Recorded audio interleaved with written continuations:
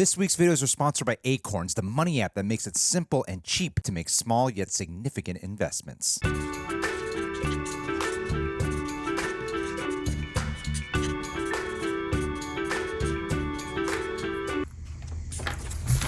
What is going on there, citizens of the Reject Nation? We are back for episode 3 of Diary of a Real Reject, formerly called Diarrhea of a Real Reject.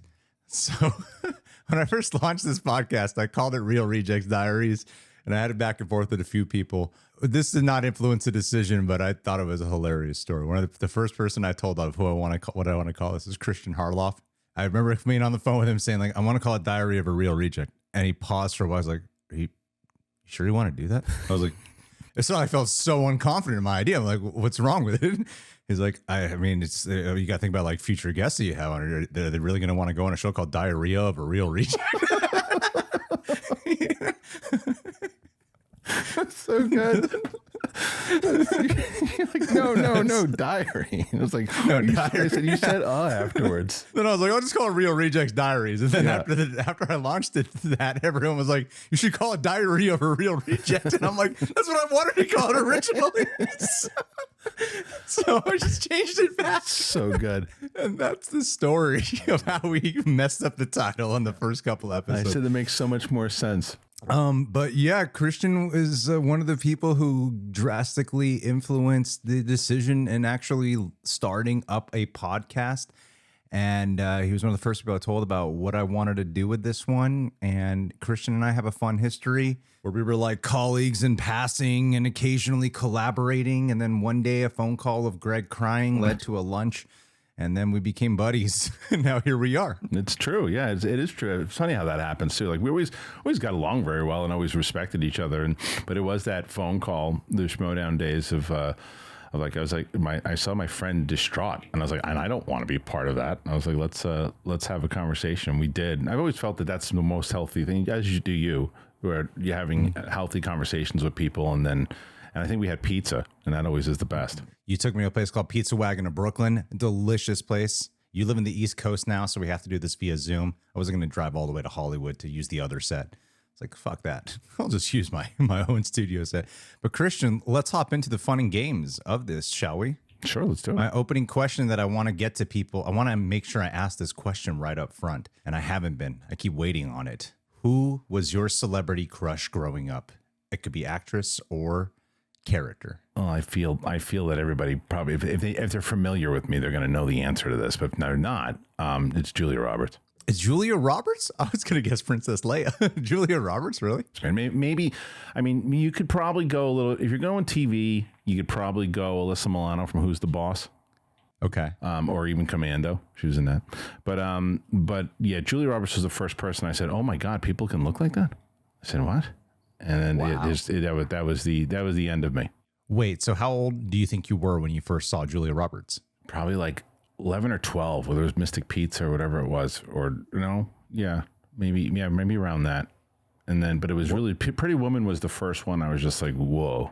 Was it anything beyond? Obviously, she's very physically beautiful, but is there anything about her personality that you found yourself as a kid particularly attracted to? Yeah, I mean, especially that particular role in Pretty Woman. It's just like there was that, and they always talk about the hooker with the heart of gold thing, but it was just like a real person who just like, there's something about her. She was like super charming and like, she felt very real to me in the way that she would, I don't know, the way she would kind of fight back with Richard Gere and certain things and laughing in the way that she would, I don't know, there's just something about her personality that she was very, like welcoming, and the most unrealistic hooker of all time, obviously, but like no hooker behaves like that, I tell you. On Hollywood Boulevard. I mean, come on.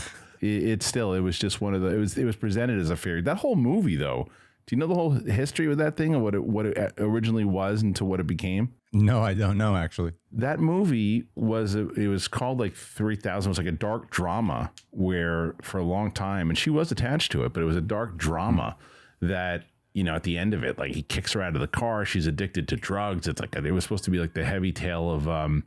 Like, prostitution and all that stuff. And then Disney bought it and turned it into a fable, basically. and Gary Marshall directed it, and he got one of the biggest romantic comedies of all time. That's pretty cool. I actually like when they do that. I mean, I remember hearing about like Good Will Hunting having a bit of a trajectory like that, where it was so much more intense and convoluted and going for all this other crazy depth on things. And they're like, let's streamline it. Like, let's simplify this. Get all, they had all the conspiracies and all that kind of stuff and government stuff. And they said, I can't remember who it was, but they said that they took it to someone and they said, no, take all that stuff out and just focus on the guys and their relationships and him in the school and stuff. Yeah. Bunch of crazy bullshit. So with Julia Roberts and all the things you talked about were their personality traits. Do you think that you've attracted like women that you've dated or maybe even your wife who resembles these personality traits? Yeah. Most people tell, like, my wife has started to do reactions with me and people, like, if you look at the comments on them, it's just like, oh, so now I get the Julia Roberts thing. And then they're like, and personality wise and everything too. And she gets it everywhere we go out. She gets it. But yeah, they're personality traits for sure. Look wise for sure.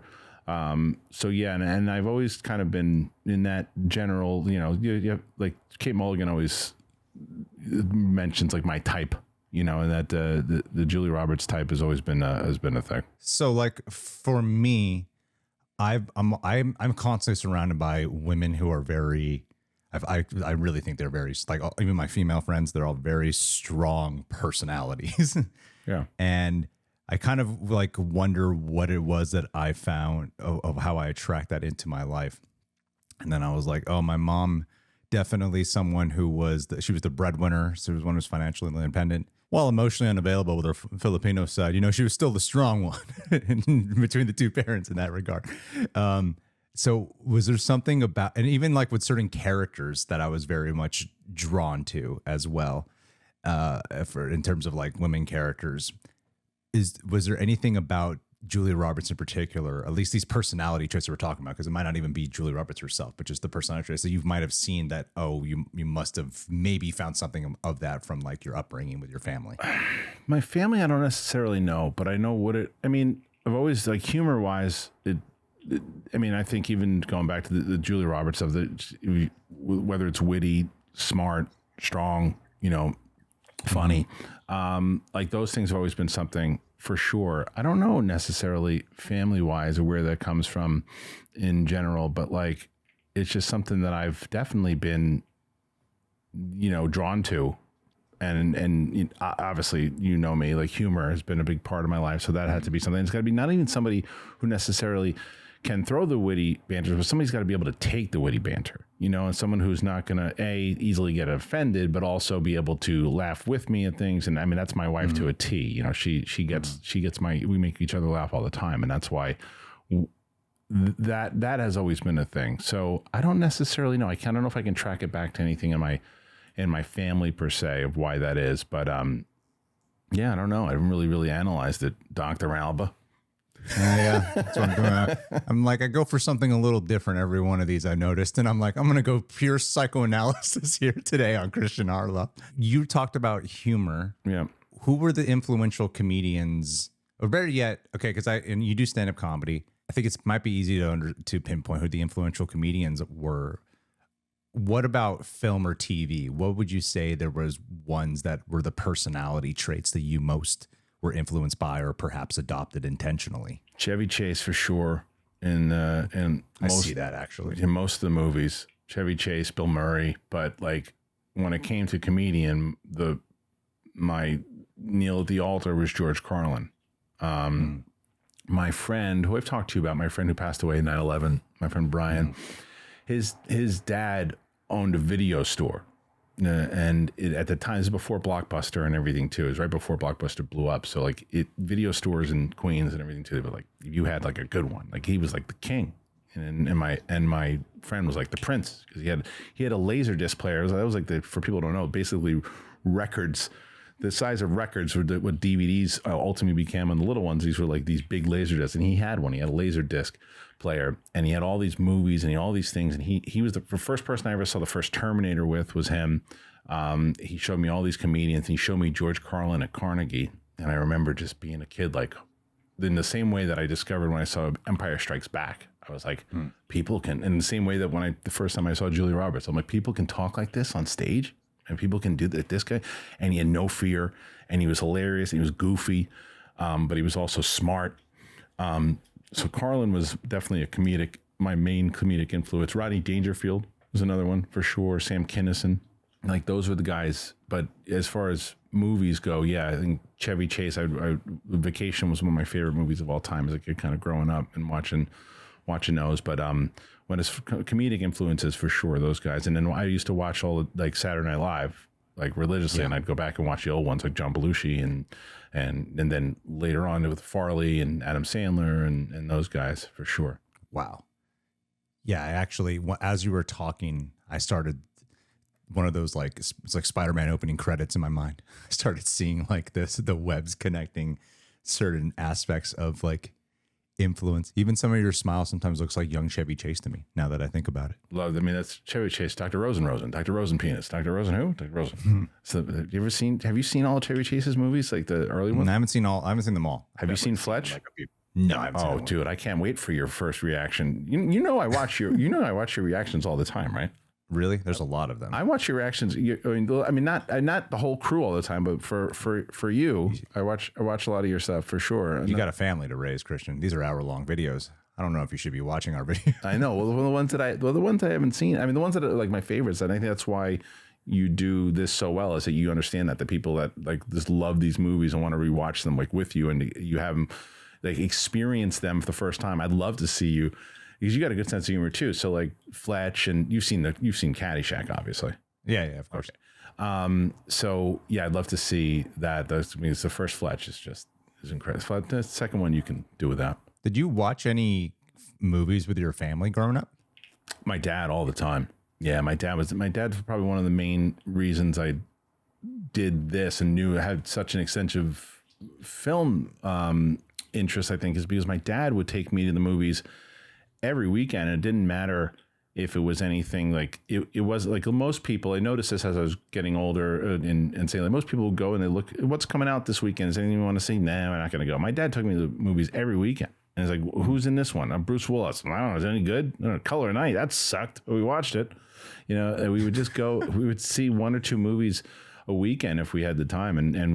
Especially when I went to visit him in Florida, he's like, what do you want to do today? You want to go to movies? I was like, sure, we'll go to movies. And we always went, and I loved going, he loved going. So we would just go a lot. My mom never really was not a big movie going person. She liked watching movies at home, but she never was out. There was I can like count them. I can remember like my dad, I saw so many movies with. I'd be like, oh yeah, I probably saw that with him. My mom, I know I saw Forrest Gump with my mom. I know there's a few movies for sure that I saw with her. Absolutely. You know what's hilarious is that she says no, but I have pretty good memory with this kind of stuff. I was trying to remember my first rated R movie that I ever saw. Oh, thank God. You took one of my questions. Perfect. Well, I came out and I was trying to think of the two that I was like, for a long time, like, well, it was either Vision Quest with Matthew Modine or it was Beverly Hills Cop, the first one. I go, it was one of those two. And then I looked at the dates and I was like, well, it's clearly Beverly Hills Cop because that came out a year earlier. And my mom took me to see Beverly Hills Cop. And in the theaters? In the theater. And my mom, and I was like 8 or something, 9 or something like that. And my mom if you knew my mom, it's very unlikely that she would take me to see Beverly Hills Cop. My dad, definitely. My mom, no way. I don't think she realized what she was seeing at the time. And we stayed there and watched it. And she goes, now even today, you're not remembering that right. There's no way I took you to see it. I'm like, wait, I saw the movie and I remember you being there, but that's not you. It's probably your father. I was like, it was not my father. I know it wasn't. And she took me to see it. That's one of my favorite movies of all time, by the way. That's another reason why I remember it. I love that movie. And I knew there's no world I should have been seeing it at that age, but it was great. Are you able to recall if your family would, let's say like, a movie like Beverly Hills Cop, which is more about the language being bad. I don't remember. There's like nudity in that movie or not? Let's say everything. It's got everything that kids shouldn't see at that age. It's got murder. It's got violence, sex. Would they try to like close your eyes? Would they try to censor you? My dad definitely no. But my mom, my mom, when I remember when the Three's Company was on, she wouldn't let me watch Three's Company. Why? Because there was a lot of sexual innuendos and a lot of sexual things. She would be like, that's not appropriate for you. Yeah, that's why I'm saying it's so unlikely that she would have taken me to see Beverly Hills Cop, and she did. But it was just, and I would sneak it anyway. The Three's Company. That's another, by the way, going back to your previous question. John Ritter, big comedy influence growing up. Big comedy influence. Jack Tripper was like hilarious. He was the best. Yeah. So not shielding my eyes, but trying to say you shouldn't be watching that. But then when I went to my dad's, I'd be like, watching everything that I wasn't supposed to anyway. Is there any movie that you can think of? Like, what movie might come up where it's an instant association with your dad? Like for me, whenever Dog Day Afternoon gets put on, I think of my dad. It's one of those movies that I just can't help but think about when I saw that with my dad. Yeah, because I think what I told you with I've seen so many with him. But I think that I think Empire Strikes Back, I was so young. I mean, I was probably 3 or 4 years old. But the reason why I remember Return of the Jedi seeing with him for sure. But the story I remember from Empire is that because my dad told me he would take me to the movies when I was really young. I would run up and down the aisles, and I never would sit. He's like, it was a disaster taking me to the movies because you would run up and down and back and forth. And I was the guy with the kid who just wouldn't sit down and shut up. He's like, and I took you to Empire Strikes Back going, okay, here, I just want to see this, hopefully. And he goes, and I never saw anything like it. He just sat there like this. And he said, you didn't move. And I was like 3 or whatever I was. And I was just like looking up at the screen. And so that story I remember more because he told me it throughout my life. And then but Return of the Jedi, I definitely remember seeing. There's tons of movies that I associate seeing with him because I just saw so many. Well, Star Wars is such a big part of the Kristian Harloff identity. I didn't realize how the experience of Star Wars was actually so much connected to your dad at the same time. So you don't recall though, like the first time you saw Empire Strikes Back and the big plot twist? I was so young. like I said, I remember it through my dad more than I remember actually seeing it. My best, it has nothing to do with my dad, but my best Empire memory was actually when I lived in LA and this was probably in 2002, 2003. I went to see a screening of Empire Strikes Back at the ArcLight, and Irvin Kershner was presenting it when he was still alive, obviously. And that was pretty great. And that movie, yeah, there's a lot of different memories I have of Empire, but actually seeing it the first time, I don't obviously recall, but I remember my dad's stories continuously telling me that. What is it about Star Wars that you connect with so much? I know it's like such a broad question. It's changed now over the last of what it was to what it is now. But I think that it's like that fantasy world and the idea that back to what we talked about before with like the fable and the idea of hope and the idea of all the kind of things that because you really look at it, it's a hodgepodge of all these different things throughout history and the things that we in real life heroes with the World War II and other things that come up with knights and swords and, religion and all these different things. It's just everything is put together. It was just, and I think that at that time, we're so inundated now with blockbusters, and especially me and you, because we see so many different things all the time that you really gotta throw something at us to go, oh, I've never seen that before. Back then, you'd see nothing like Star Wars before. You never seen anything like that. And so when that sticks with you, especially as a kid, and those types of creatures, those types of characters, now a lot of times you're like, oh, it's kind of like Star Wars. It's kind of like Star Wars. There was nothing. I mean, you could say if you really dissected Star Wars, you go Seven Samurai, all these different things, sure. But it really is more so now, like Yoda, when Yoda popped up, like Yoda was like, they even say it. If Yoda would have failed, that whole movie would have failed. But the philosophies behind it, like the idea of the great masters and all those different things, there was just something about the lore of it, and not even necessarily good versus evil, because there's so much more in between. And choosing those moments, that's kind of thing what always stood out. Was there anything in there that actually maybe inspired life choices at all, or was it just purely loving like Star Wars and absorbing a movie? Yeah, I think it was, I don't necessarily know if there was a lot of, it would relate back to that. I mean, I think maybe when it came to certain ideas creatively, if I was, thinking when I was school and certain things, my mind would always be like, oh, what did George Lucas do? Those types of things and ideas of that.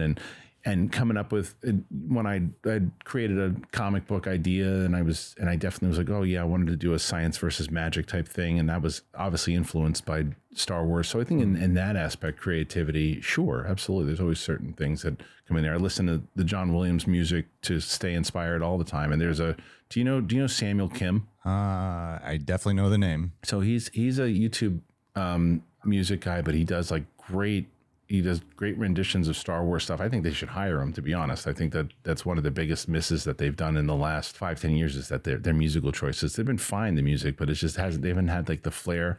For some reason, they've abandoned yes, I've heard his stuff. Yeah, I just looked him up. Yeah, I listen to him sometimes for when I'm writing and all those types of things. When you say writing, you mean like comedy? I mean, when I'm working on a script right now with a friend. Oh, cool. I didn't know that. Comedy pilot and been doing those types of things. But I also have, same thing like anybody else, wrote scripts and comedy things and other things. But even when I'm working, not even necessarily if it's something along the creative lines like that, but if I'm doing, even when I'm working and putting together emails and stuff too, I like to concentrate by having music going on in my head and focusing me that way. Ladies and gentlemen, I'm excited to shout out today's sponsor because it is an app that I have been using since before we partnered with them, which just makes my job easy. And I just get to share with you something I really do love, and that is the Acorns app. Because money's involved, I researched them extensively to make sure they got to be legit, right? You can find so many positive reviews on them. There's one person here, they themselves gave me a very positive testimony about how it helped get them out of a bind once that they were in. And I can say that, I don't want to actually show but I have the app just as evidence, because one of my favorite things about it is how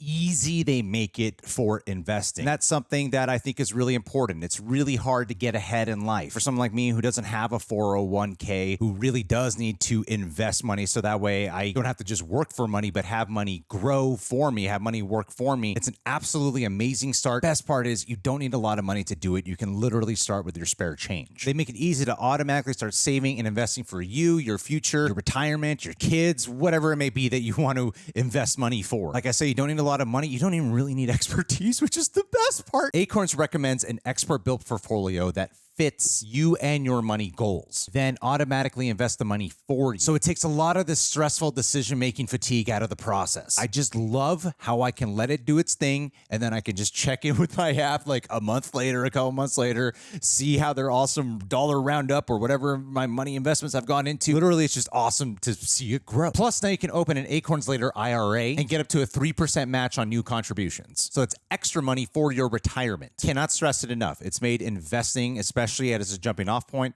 super easy, super stress-free, super straightforward. It's all about small steps today making a big impact on your future. Because from Acorns, mighty oaks do grow. Grow your oak! So you can head to acorns.com/rejects or download the Acorns app and start saving and investing for your future. There's a link in the description box and pinned comment. A little disclaimer too, I gotta say, because financials involved. Paid non-client endorsement. Compensation provides incentive to positively promote Acorns. Investing involves risk. Acorns Advisor LLC and SEC registered investment advisor. View important disclosures at acorns.com/rejects. I highly recommend this app, so please go ahead, download it. Thank you again. There's this age generation gap when it comes to people who do YouTube or social media influencers. Like for people like you and I, that came about when we were already, adults. Yeah. Whereas now there are people who grow up as little kids or teenagers who then go, I want to be a YouTuber. Right. I want to be a social media influencer. So for a lot of people like us, we have other aspirations outside of YouTube or that we actually really wanted to do before we started doing this platform. And then it just sort of became our career, whether that be intentionally or unintentionally. Yeah. Like my main passion is really in writing, and I still pursue that. What was your pursuit? Was it, I know you do stand-up comedy. But did you have like a filmmaking pursuit that you were actually going after? Yeah. So the journey for me is like because it's so funny you say that. I was thinking about that the other day, is that I was actually, and it started with a thought process of you, because you and I are thinking like about 10 years apart and in age. And as I was thinking about how you are, where like you're in your prime right now, doing all this stuff and everything. And I was like, yeah, when I started doing this with Mark, I think it was like 2008, 2009, and YouTube was 3-4 years old or whatever it was. And it's just changed dramatically. And You're so right, where people are like now 11, 12-year-olds like, oh, I want to be a YouTuber. I want to do this. That wasn't anything that we thought of. For me, it was definitely filmmaking and like acting and stuff. I went to theater school in Florida State. That was my major. I wanted to get into the film school. Then I just didn't get into the film school, but I was a theater major, and it was inside of that, but I just didn't really fit in. I did fine in all the classes, and I was part of the plays, but I never really fit into that group there. And it was there that I discovered, speaking of my dad was the one who got me into stand-up comedy also. He would watch. Oh, really? Yeah, my dad would watch the HBO comedy specials, minus the George Carlin one that I saw, and I had an interest in it, obviously. But my dad was watching it was like HBO one night stands is what they were called, and it was so many. And then there was Dangerfields, where Dangerfield had on like Bill Hicks, and he had on Dice, and he had all these different people. And I would watch these specials, and I would watch them on loop, and I would just watch them over and over and over again. And I was just like, that's something I definitely want to do one day. And I always wanted to do it.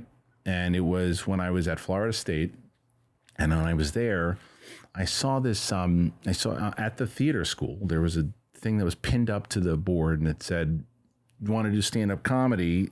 We're doing this group. This guy, Mike Shader, he was putting together this group.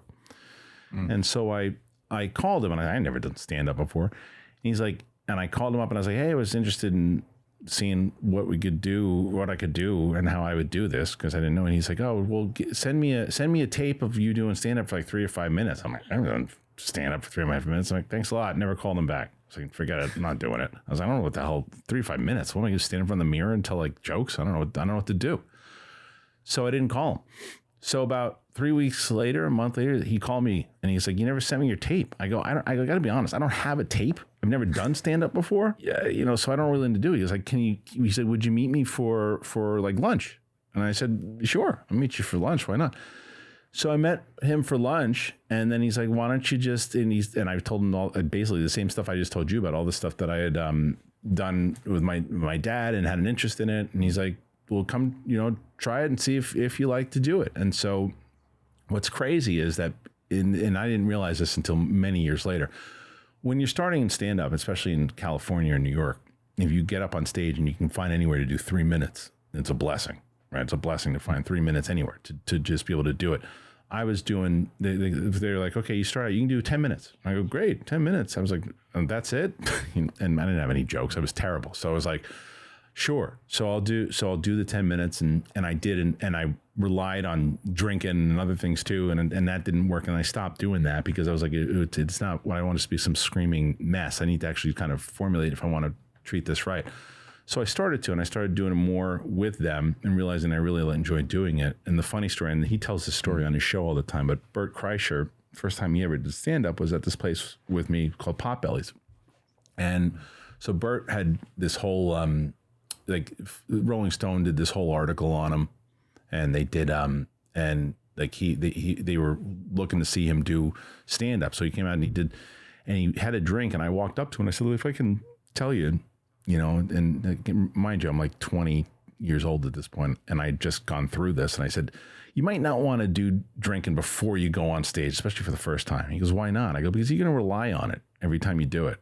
And he said to this, and he tells that story. He tells that story on his podcast all the time. It's so funny. So that happened. I do stand up with them. And then there's not much shelf life in Tallahassee to do it. So I was like, well, I would go back in the summers to New York, and I would start going up. There's a place called the Boston Comedy Club in New York, which Barry Katz owned, and this other place. And I started doing stand up there. And I loved it. But then when I went back to Florida State, finished up my year, there was, again, not a lot of comedy there. So I went and I got into the car with my dad. We drove, when I graduated Florida State, we drove to LA. And my goal was my friend Aaron Wilhelm, who you've met. He was part of the Schmoedown, and he edited the Schmoedown for a while. Yes.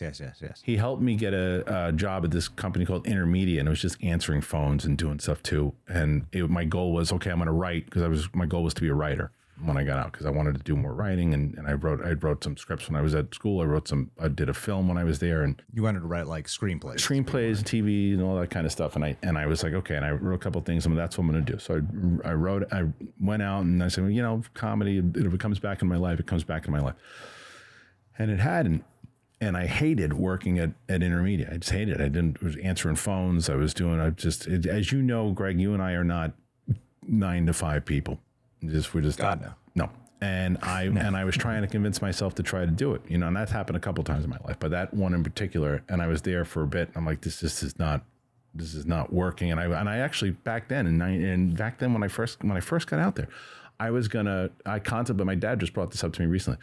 I contemplated going back to New York at that point, and that was like 2 months fresh into it, not 25 years later, but 2 months into it. And I decided to stick it out. And I went up.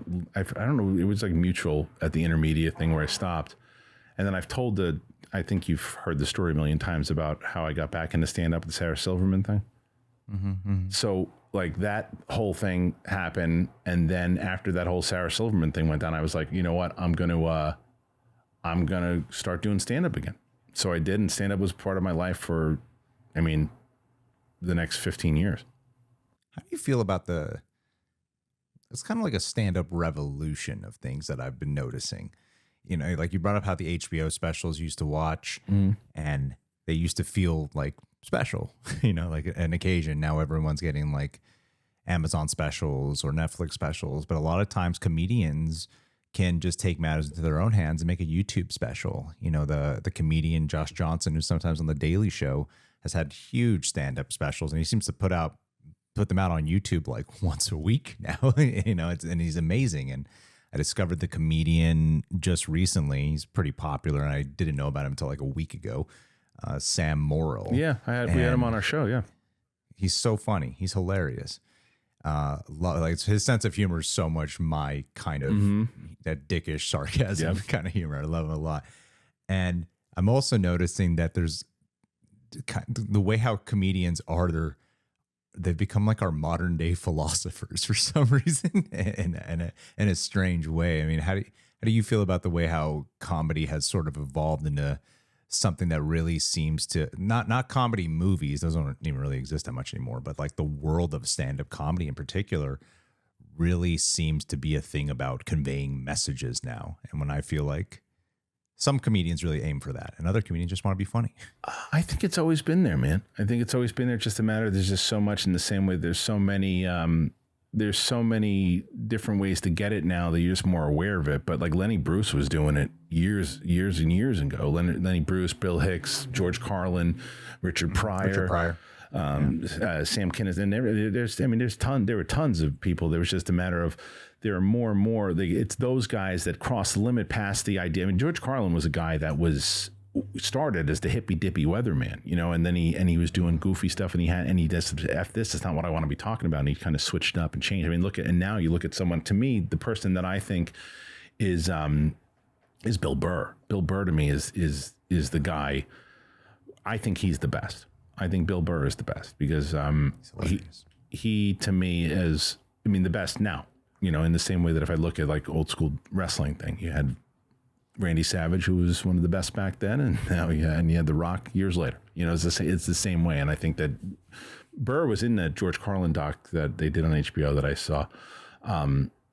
But I think that, it's just because there's so many more ways to get it out now, and so much more ways to get the information. And because of clips, there's so many different clips, and you see things on scrolling through, and you'll see a Bill Burr bit, you'll see somebody else too, and you'll see a message thing, and you'll see it, and it catches on because it resonates with people.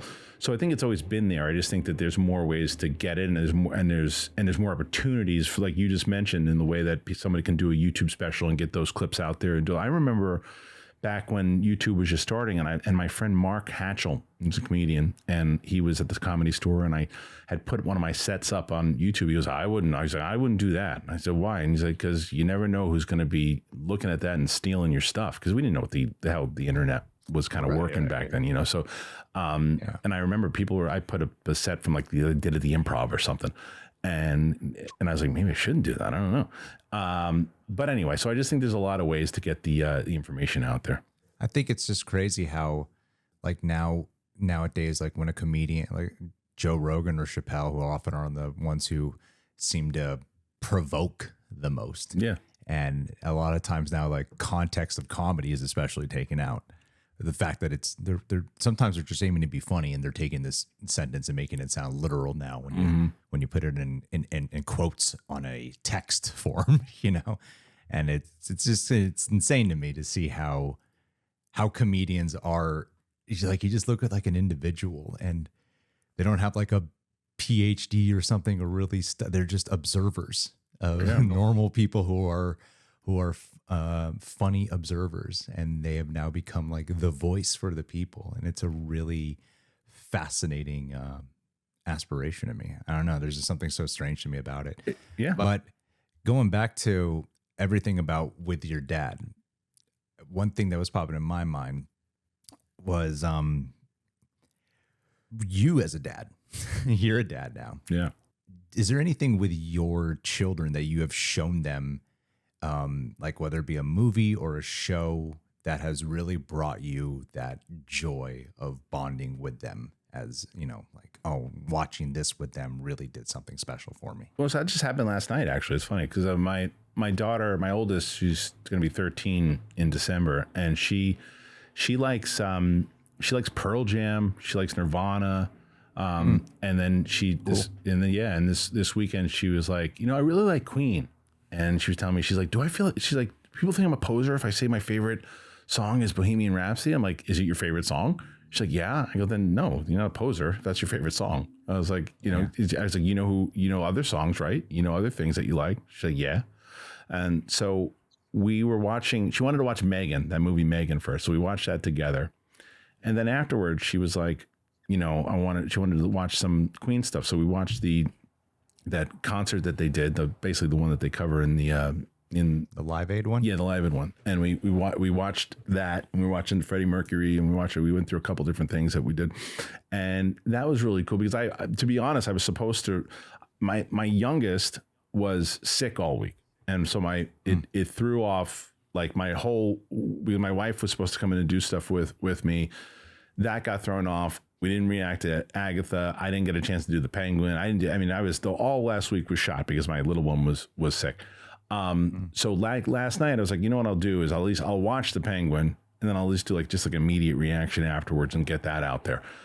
And I said, after I watched Megan with my daughter, so we watched it, and then my daughter was like, well, let's watch Queen. I was like, I could either, you know, watch the Penguin, which I'll eventually do, or I can spend a little bit of time with my daughter here and watch Queen. And I did, and I watched that instead, and we had that's awesome. Yeah, we had like a nice moment. We watched the stuff, and because I'll get the reaction done. I might not get the views that I want, but who cares? I didn't get that. I'm not going to get that time back with my daughter. You know, so eventually she's already going to be a teenager. So the fact that she even wanted to do that was great. You know, I'm really big into personal development, and years ago, way before YouTube, I would have the phrase, I'd hear it all the time about time is more valuable than money. Yeah. And I got to say, like, it is still one of the hardest things for me to apply. Yeah, I know. Like, I make so many decisions off of what you just said, like view count, or, you know, I got to make the money, or there's always a justification. I could find my brain go down the rabbit hole of like, well, I do this and I could pay this employee, then I could pay this off, or, you know, there's something like money. And when I'm like, we're doing well right now. And that idea of time is more valuable than money, I've heard it forever. And like hearing like a story like that, that's a story like that that's like beautiful and inspiring to me. And yet it just does cause me to check myself and go, man, I've known, it's like that thing I've just known forever. But great. But what I will also say to you too with that is that, like I mentioned earlier, you know, you and I we're a little bit apart in years. You know, it's like when I was, when I was your age too, it's the same thing. And I probably could have done the same thing a couple of times too when she was even littler. Probably there are times when I was like, okay, well, I can't do that today because I got to go shoot this. And I'm like, I wish I wouldn't have done that. But then again, it's hindsight stuff, because you go, if I hadn't, would I be able to give my opportunity to do this if I hadn't done that? Because I mean, even with that, like, there's tons of stuff that I need to do. Like, and look, here's another perfect example. And this is not to make you. This is the opposite of trying to make you feel guilty. Like today, I was like, there's tons of things that I'm supposed to be doing today. I was like, but like, I really want to talk to you on your show because I support everything you're doing on your show. Plus, I love talking to you. And I was like, I wanted to make sure that I carve this out because it is and this is true. And I'm sure you'll agree with me here. It's hard for you and I to have an hour-long conversation without the two of us going, oh, this is great. I'm talking to my friend, but we both could be doing some stuff right now, but but you're doing it for work right now. So it's like, okay, we have an opportunity to actually talk to each other and hang out. Yeah. I understand what you mean. There was a part, and I appreciate you doing that, because there was that part in the conversation where I was like, I wonder for cancellations in the future. No, I wasn't going to do that. You didn't. I was like, okay, no, I wasn't going to do that. I just needed to figure out how to maneuver it, because there was a couple of things that, because of last week, it just all got pushed, and there's just so much that I have to do. Oh yeah, no, that ripple effect, that snowball effect that just seems to cascade down into weeks and weeks. It just doesn't. And with you having a family, I can imagine it's even harder. Well, speaking of family, I mean, you're showing your wife things right now. Yeah. You're reacting to things with her. And I did want to specific, because sometimes before I film, I have like a few specific things I want to maybe ask about. And I was, since I'm married now, and me thinking about the question I was going to ask you, had me think about a memory with my wife, where when we were early on dating, a movie that means a lot to me is the Ryan Gosling movie Drive. Okay. I love the hell out of that movie, and I really connect with that film for a variety of reasons. And I showed her the movie. She had never seen it, and this was early on in the dating.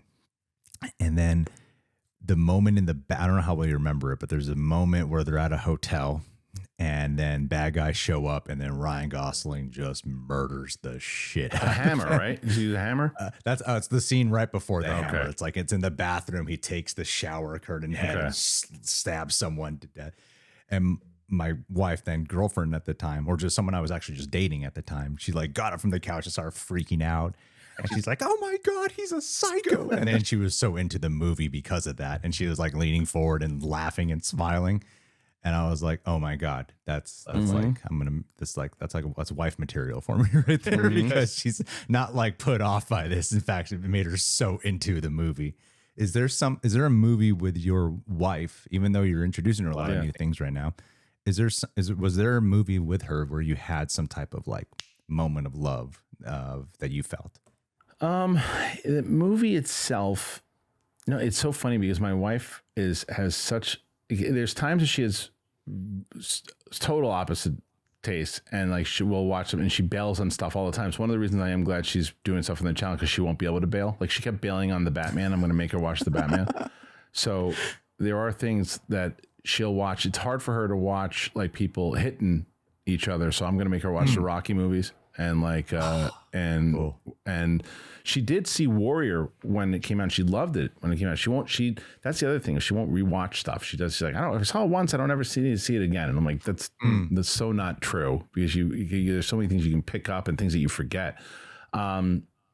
So, what's funny is that one of her favorite movies is The Notebook. Right. And I remember watching The Notebook with her when we first started dating. And the reason why we connected to it is, and I always said it's a good movie, but there was some guy in the middle, and making, and me, I'm going to crack jokes in the middle of something if I can. And we were essentially, and that's why she said she wanted to do this, because we've been watching movies together for so long. We basically do the reacting and talking and doing that type of stuff we've been doing forever. And we were doing the Notebook. And she, there was some scene, and this guy's doing like this really ridiculous dances they're doing. I go, that's what I was doing at Ralph's last week. And out of nowhere, and as I was shopping for peas or something stupid that I was saying, and I remember just laughing because I whatever dumb Jack Tripper dance I was doing, it got her, and I said, oh, okay, she gets who I am. And it was that was a moment in the movie when we were watching it. Cause like, it's like, she could have been like, why is this asshole talking during my favorite movie and cracking jokes? But instead I cracked the joke and she went with it. And, you know, and I was like, oh, okay. She gets it. That's awesome. Yeah. I'm very much like, and you have Roxy as one of your crew as well. And you know, like one thing Roxy and I have in common is our favorite show is Friends. And the character of Chandler is very much someone I like hardcore identify with. And like, yeah, I sometimes don't feel like I have a doorway in to anyone unless they laugh at my jokes or something like that. I need.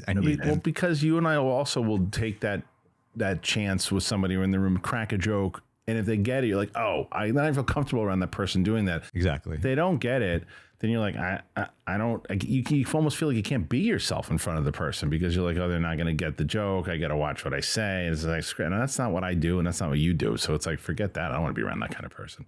Did you ever get a chance to meet Bonnie? No, she performed at your show, didn't she? She didn't perform, but she was, I mean, she's Schmoedown and stuff. I didn't know because I know no, I didn't. No, I never met her. I don't think I ever met her. Because I know because Roxy geeked out when they did a show together. Oh, really? Yeah, because it was, you know, because, I mean, she, you know, that whole story of Mona wasn't even supposed to be a big character. Like they had her come back. Who?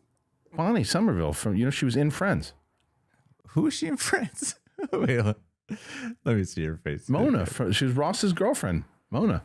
Oh my God! Yeah, from like season 3 or something. No, season 2 or 3. No, so towards the end, they met her at the wedding. She was like towards the end, she was like, oh yes, he met her at Chandler and Monica's wedding. Yes, that's right, yeah, Mona. Yeah, she was like people were saying that they wanted. She was the only Ross girlfriend that people wanted him to actually be with. The other ones like they didn't like. They were minus Rachel. Obviously, they wanted Mona to stick around. She was likable, but she let Ross get away with way too much stuff. She did. That pink shirt thing, yeah. Yeah, there's just too much happening. Yeah, a lot going on. Well, dude, I know I've got a good amount of time with you here. I like the conversations that we had today because I feel like I got to learn so many new things about you. I mean, if you still, I mean, I could still stick around. It's up to you. Yeah, no, I want to ask just some quick ones then that I kind of wrote down, and I'm going to just see what I can go through super quick. Since this is going up in Halloween time, Halloween month, let me ask you this, Kristian. What is the most memorable scene from a horror movie that perhaps still haunts you today? If not, what is the answer for the most memorable horror movie scene? Oh, man, you're wrong guy to ask. When it comes to your particular, don't think of just like what is your subjective, like that scene scared me. I mean, I always give this answer and people don't expect it because they don't think of it as a traditional horror movie, but it is, and it's the Terminator. The first Terminator is a science fiction horror film. It's not the second one's a full on science fiction action film, but the first one's what's the scene from it? The scene is when I guess at this point it's when Elon Musk robots chasing after her when she's cut him in half in the metal factory, and that screeching Brad Fidel music is playing, and she has the thing in her leg. Reese is dead, and this thing is still coming after her, and like it's got that metal face, a Stan Winston kind of just art.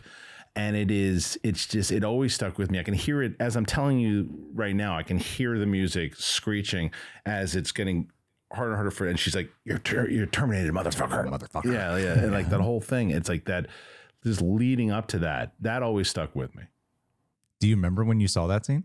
Yeah, that was what my friend Brian Cascia. I saw. That's right. You said earlier in this. Yeah, when you saw that. I saw that with him, and I remember being pretty creeped out. And another one as was much older was that fan scene in Paranormal Activity 3. I saw that with Ellis, and I tell this story how like after that movie, I lived in this place right near the Grove, and it was parked in this little garage, and it was like a little walk from my garage into my apartment. Mm-hmm. And I never forget like that. I don't really get affected by those movies, but for that one, I was like, I got out of my car and I was like the Flash trying to get back into my house. I'm like, I'm out of here. And I was like, I think something that fell out of my car and broke. I didn't care. I picked it up the next day. What what do you think is the thing that scares you the most? And when it comes to horror, a lot of people are like, oh, it's the real life ones of like a Michael Myers coming after me, or for me, religious horror actually gets to me really. I was going to say that. I was going to say, I think religious horror, because it's like, you don't know what really crosses over what doesn't, especially now I'm paying attention to all the UAP stuff and all the UFO stuff and all that. Like that's, yeah, I don't know. I think that it just,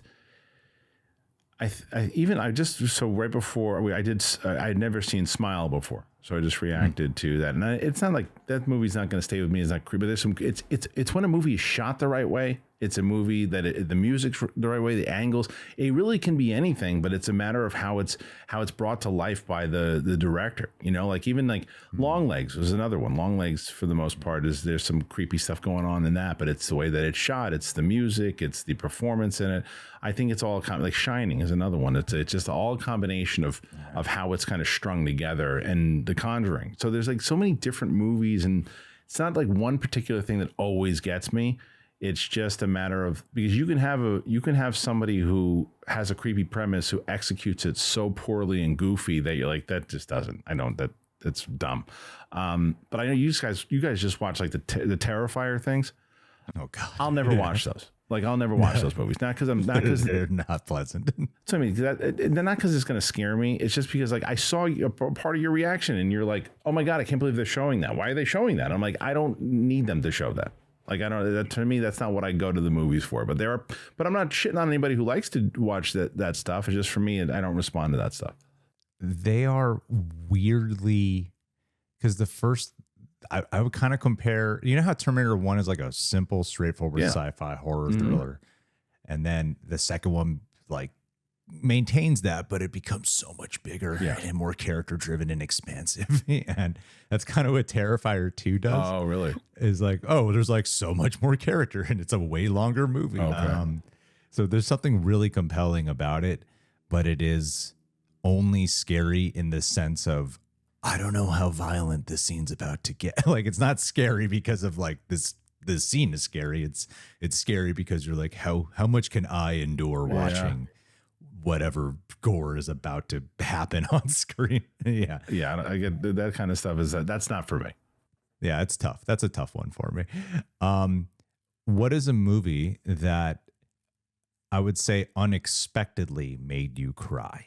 Maybe, and it's probably easier to think of like a movie that does make you cry, but what's one that unexpectedly made you cry, and why, perhaps? So you can fact check the name of this movie, but I think I remember it, and it is from 2007, 2008. It's a documentary called Young at Heart. I saw this. It was like when Ellis and I were still reviewing movies for Current TV, and we went to see it.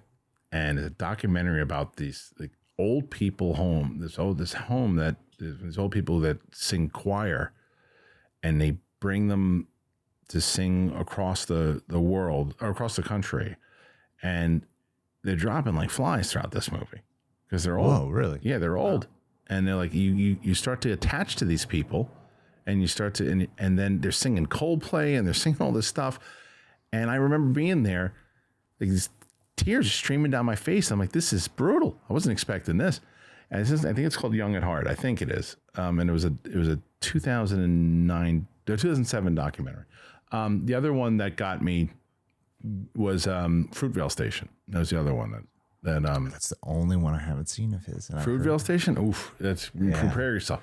And especially as a dad. And I was like, that one got me. And that was like almost like, like the Denzel tier when it just kind of, I was like, I didn't even realize I was like, you can feel it when it's coming when you're crying, but like that one for Fruitvale Station, it just started happening. And I was like, when did that happen? I was like, I felt the whole side of my face was wet. I'm like, what? And so those are the two that kind of stand out. Fascinating. Okay. What was the craziest? I like actually knowing that I've asked everyone this, and I like hear everyone's had like Kevin told me Terminator 2. What was the craziest crowd experience you've had in a theater? I always tell my favorite one, which was the first Planet of the Apes, the Rise of the Planet of the Apes, the one with the James Franco one. Yeah. It was because no one expected anything from that movie in general. And then when the scene happens, when, you know, everybody's like, there's so much tension at that point. At the point, it's about an hour into the movie. And when right before the apes are about to kind of break out of the place and Draco Malfoy has the thing. And I remember the tension building in the theater was packed up, and they set up so well from when Caesar finally is going to say his first words, and he does. And he goes, no. Yeah. And this black dude goes, God damn. And it was so great. The place lost it. Like, because everybody was feeling the same thing. And it was so great the way the guy just delivered it in the right moment. So that was a really fun one. And people were just kind of reacting to that. But I think, you know, it was, I think Endgame was a really good one because we were all, I was lucky enough to be at the premiere for that one. And the reactions were pretty. It was in that huge, almost like a stadium that they had it at. I don't remember where that theater was, but that was a good one too. Dude, that game was nuts. I'll never forget that when he got the goddamn hammer. It was great. Oh, man. Yeah, it was great. It's a good lead crazy. up. It's a great lead up. Crazy film. Okay. Now, my next one. I got kind of a good little list here, and I'm liking them all that I have here. What movie do you wish you could experience for the first time again, and why? Maybe Inception. Why Inception? Inception to me is just two. Inception and this one right here. Eternal Sunshine of the Spotless Mind. But I'll go with Inception first. Inception to me is being able to go through all of the different layers and the things that he's doing. And when you're watching it, you're going through that and like watching what he's, the little pieces that are set up throughout the entire thing. And even getting to that ending of knowing, you know, where that's all getting set up. And ultimately when you get to the thimble, you know, so that's one for sure. I mean, there's this we could do a full podcast on the ones I love to experience again, because there's hundreds of them, if not thousands of them.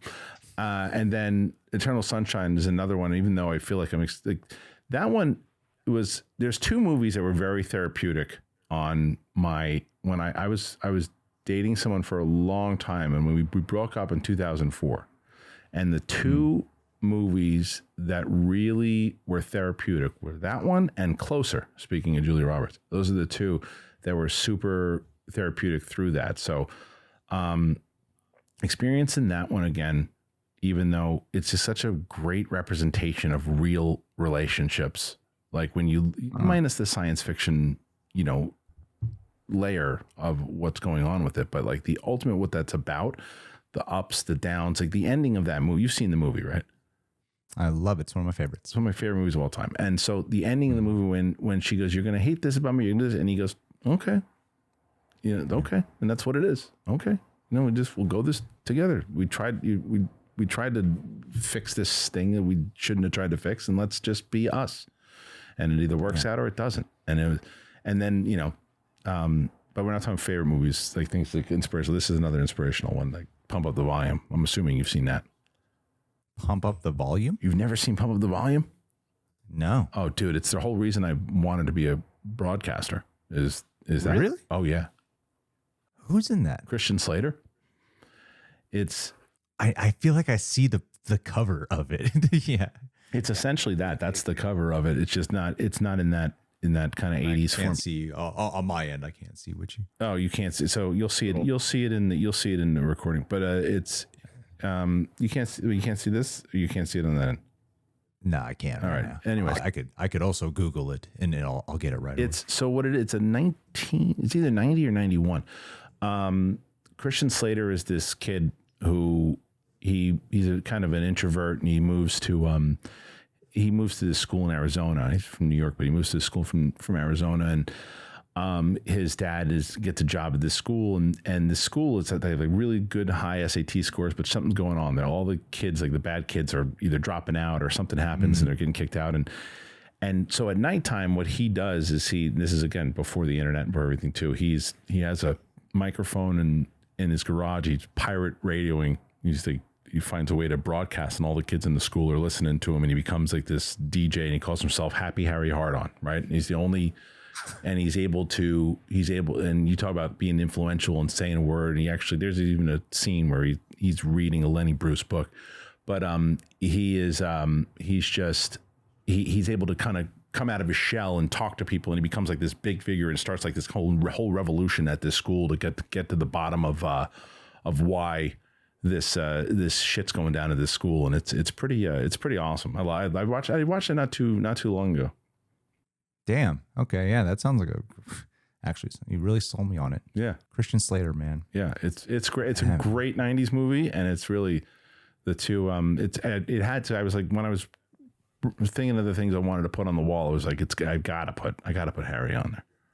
And you find it, you said it was the thing that inspired you to become a broadcaster. Do you find it more inspiring? You've often cited Rocky, and Rocky to me is one of the most, I mean, it's an obviously inspiring film. It's just a film, but I do think that movie actually did play an influence in my life. And do you find this movie more inspirational than Rocky? For your personal life. For me personally, I mean, look, Rocky's up there too. So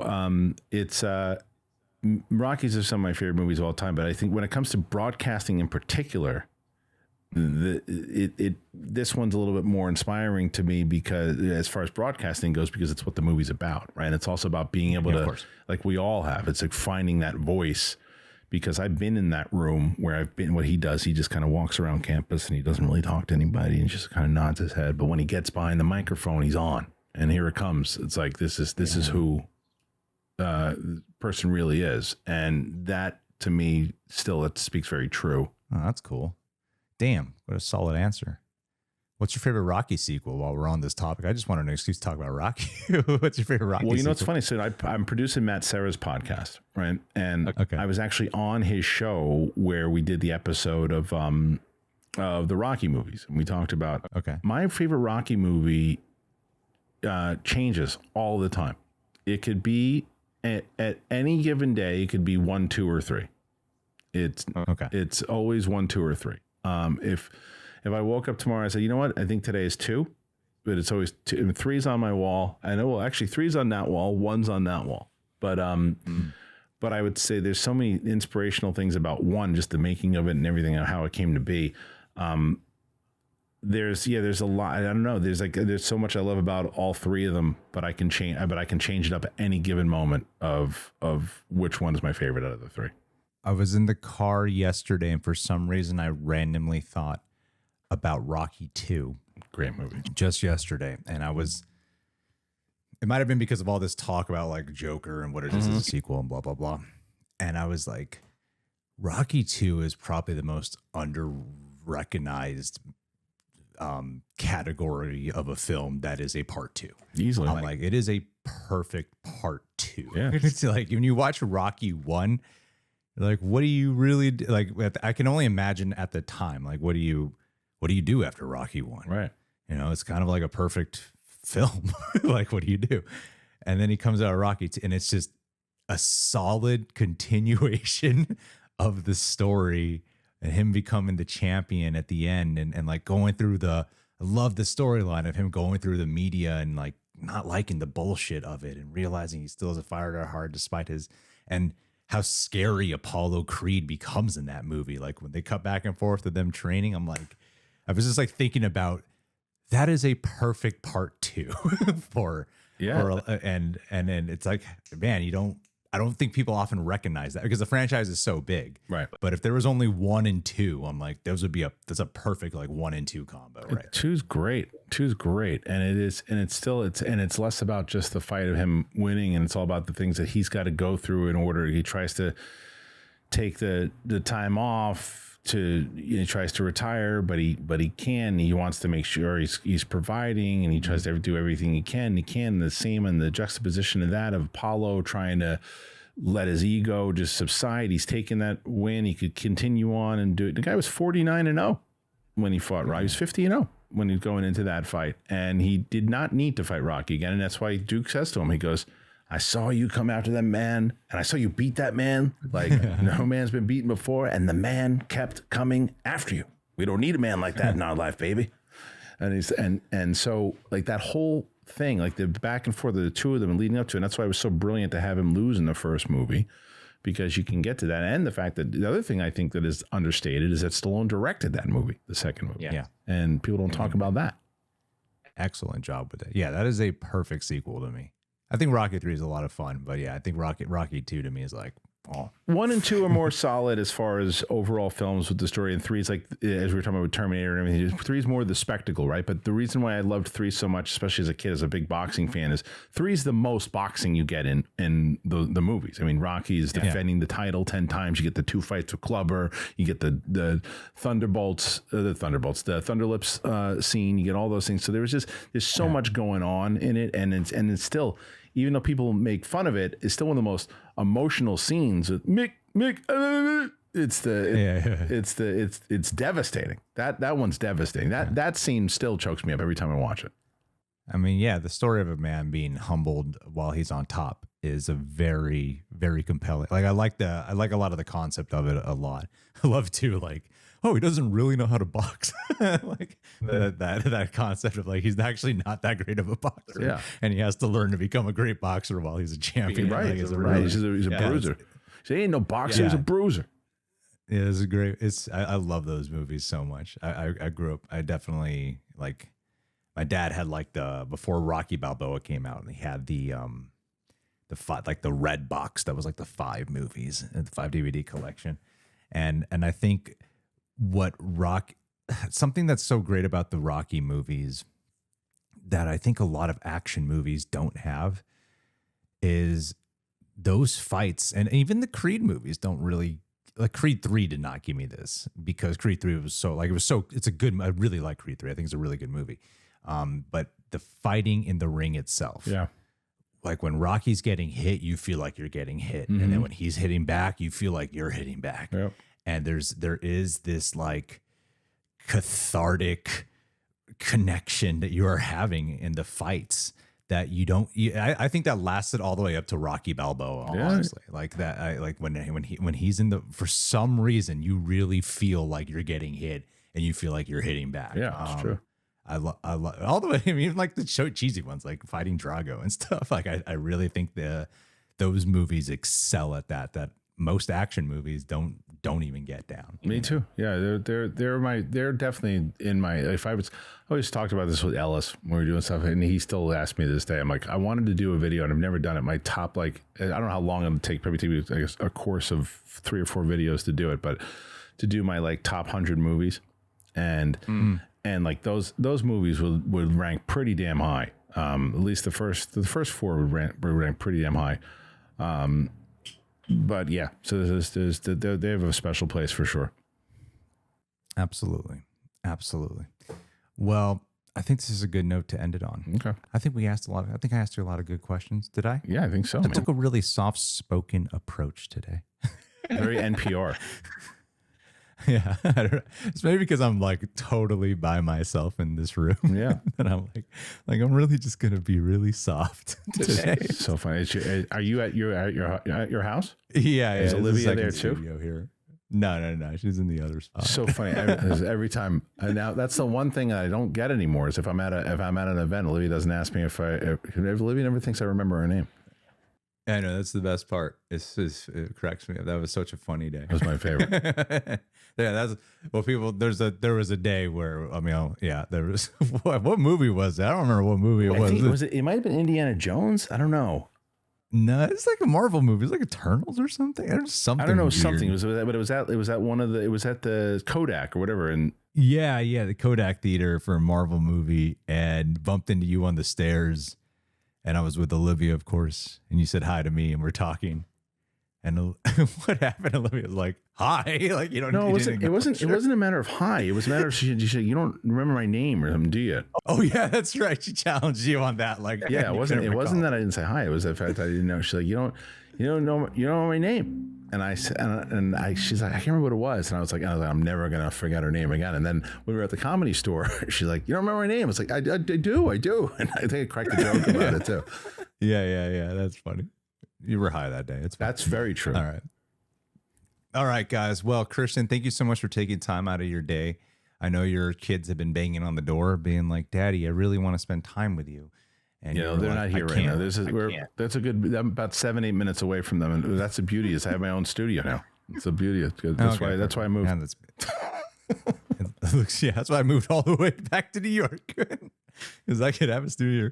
All right, brother. Well, thank you for your time. Thank you guys for being here. And hopefully we'll see you for next week. Make sure to subscribe and leave a like on your way out. And follow Kristian Harloff on the Kristian Harloff channel while you're at it. Take care, gang.